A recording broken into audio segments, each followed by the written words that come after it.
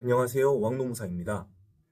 오늘은 드라마 서초동 육아휴직 사용 장면 보면서 김서룡 노무사님과 노동법 내용 살펴보도록 하겠습니다. 육아휴직 어떻게 사용할 수 있는지, 사업주가 삐딱하게 나올 때 어떻게 대응할 수 있는지 알아보겠습니다. 서룡 노무사님 드라마 서초동 보셨나요? 네, 봤습니다. 재밌게 봤어요. 류혜영 배우가 육아휴직 사용하겠다고 했을 때는 굉장히 속이 시원하더라고요. 네, 아무래도 직장마음 지원센터에서 일하다 보면 정말 안타까운 사연도 많이 보셨을 텐데요. 그러다가 이렇게 속 시원하게 육아휴직 사용하는 장면을 보시니 기분이 좋았을 것 같습니다. 그럼 본격적으로 드라마 장면 보면서 리뷰를 시작하도록 하겠습니다.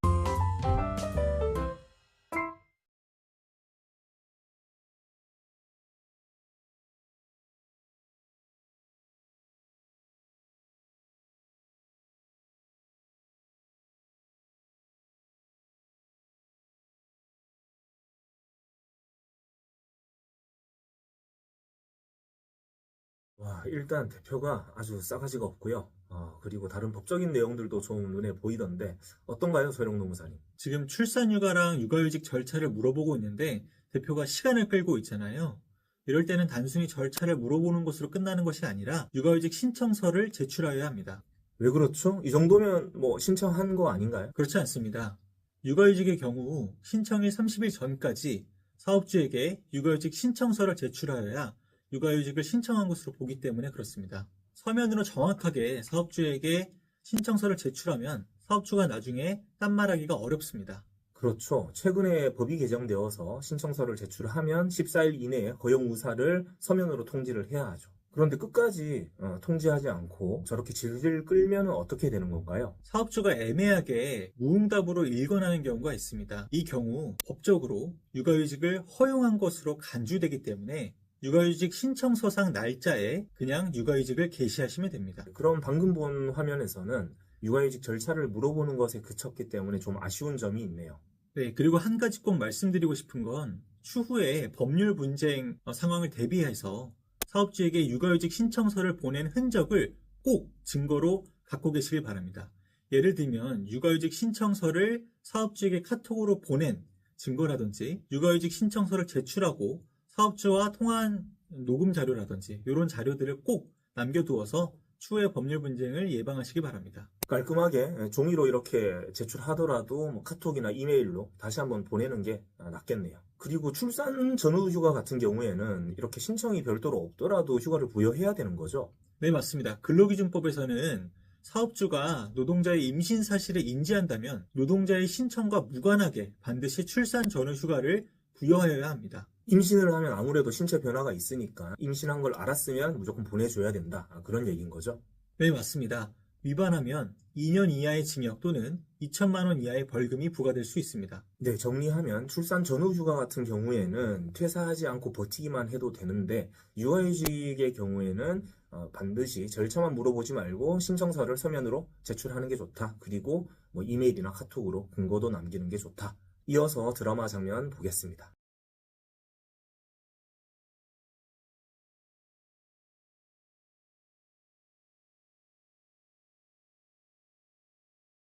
네, 이번에도 또 시간을 끌면서 다음 이야기하자라고 하죠. 서령 노무사님이 말씀한 것처럼 꼭 신청서를 이메일이나 카톡으로 제출하는 게 좋겠습니다. 다음 장면은 대체 인력을 구하는 장면인데요. 사실 육아휴직을 가면서 대체 인력을 내가 구해놓고 가야 된다. 뭐 이런 건 없거든요. 그렇죠. 육아기 근로제 단축의 경우 대체 인력과 관련된 이슈가 있지만 육아휴직의 경우 그런 경우는 없고요. 6개월 이상 근무했다면 사업주가 거부할 수 있는 정당한 사유가 없습니다.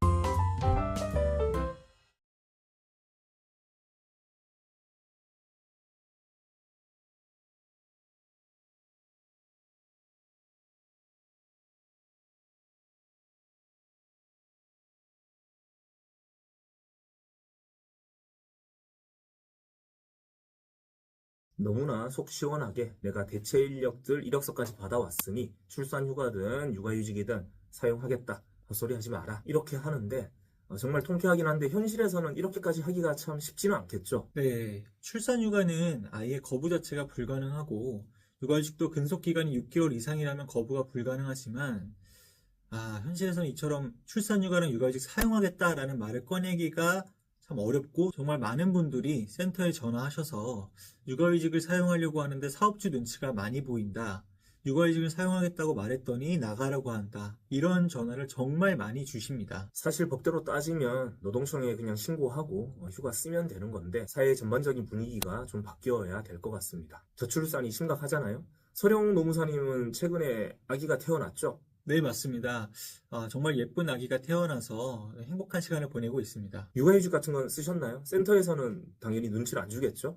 네, 육아휴직이랑 배우자 출산휴가 전부 사용했고요. 센터에서는 눈치 주지 않고 잘 사용하고 있습니다. 다행이네요. 센터에서 상담하다 보면 육아휴직이나 출산 전후 휴가 사용한 걸 이유로 괴롭히는 그런 사례도 많이 문의가 올 텐데 어떤가요? 네, 출산휴가와 육아휴직을 사용하겠다고 이야기하자 대놓고 연봉의 절반을 삭감하겠다라고 일방적으로 통지한 사례도 있었습니다. 연봉 삭감은 개별 노동자의 동의가 필요할 텐데 대응을 잘해야 될 것 같은데 어떻게 되었나요? 네, 저희 센터에서 밀착해서 지원한 결과 결국 회사가 제안하는 연봉 계약서에 서명하지 않고 노동청에 신고한 끝에 기존에 받던 연봉을 받게 되었고요. 출산휴가와 육아휴직도 잘 들어갈 수 있게 되었습니다. 연봉 삭감이 그렇게 쉬운 일은 아닌데 회사 입장에서 하지만 서명을 해버리면 정말 되돌리기가 어렵거든요. 정말 초기 대응을 잘 한 것 같습니다. 네, 설령 노동자가 회사가 제시한 연봉계약서에 서명을 하였다 하더라도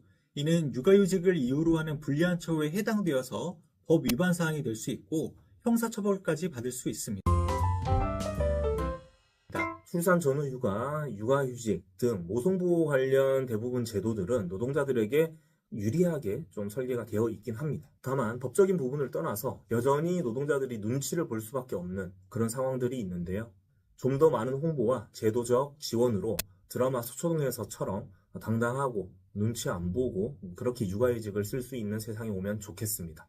네, 저도 배우자 출산휴가와 육아휴직을 쓰면서 정말 행복하고 값진 시간을 보냈습니다.